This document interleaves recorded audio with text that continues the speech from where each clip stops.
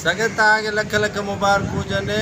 इज़त वारे निकाह मां इमरान ख़ान ऐं बुशरा बीबीअ जी रिहाई थी वियो ऐं अदालत इज़त में निकाह में बुशरा बीबीअ खे त रिहा करण जो हुकुम ॾिनो। अगरि ॿियनि केसनि में न आहे, इमरान ख़ान लाइ बि अहिड़ो फ़ैसिलो कयो वियो, पर इमरान ख़ान खे 9 मई जे केसनि में गिरफ़्तारी शो कई वई आहे त हीउ 9 मई जे वाक़िअनि में मुलविस आहे।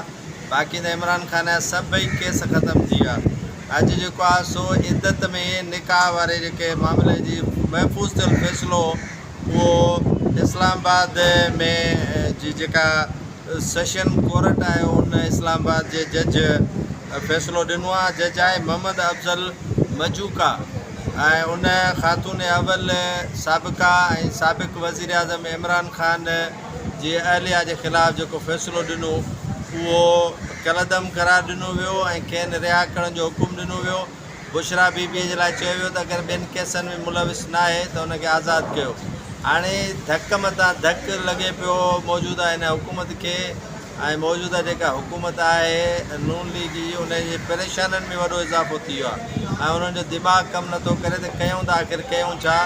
इमरान ख़ान रिलीफ मथां रिलीफ मिले थो, घरवारी आज़ादु, पाण बि सभिनी केसनि मां आज़ादु। 9 मई जो हिकिड़ो केस रहियो अथसि ऐं हुन मां बि ॾिसंदो त अनक़रीब आज़ादु थींदो। पोइ हीअ छा कंदा, पोइ हीअ केॾा लिकंदा। ऐं अॼु तव्हांखे पाण बि ख़बर आहे त जेके पैसनि जी हिननि खे लालच हुई उहे पैसा हिननि खे मिली विया। 7 अरब डॉलर जेके खाइणा हुया, हाणे इमरान ख़ान खे बाक़ी केसनि में रखण जो हिननि वटि हाणे जवाज़ बचियो ई कोन्हे को त हाणे हुनखे अञा रखूं, अञा हुनखे सतायूं। कमु निकितो, ॾकणु विसरियो, हुकूमत जो कमु लही वियो। हुकूमत जो कमु जेको लहिणो हो उहो बिल्कुलु मुकमिल तौर ते लही चुको अथव। किस्त जेका सेठ खे खपंदी उहा किस्त मिली वियव। हाणे शहबाज़ ॼाणे, इमरान ख़ान ॼाणे, आसिफ़ ज़रदारी ॼाणे, हलो बाबा हलो हलो घर हलो घर हलो ऐं महिल सां फुटण जी कयो।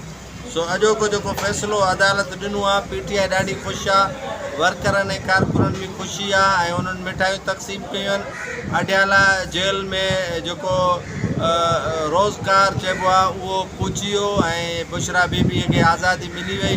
बाक़ी इमरान ख़ान जी गिरफ़्तारी 9 मई जे वाक़िअनि में विधी वई आहे ऐं उहो बि तव्हां अनक़रीब ॾिसंदो त आज़ादु थी वेंदो।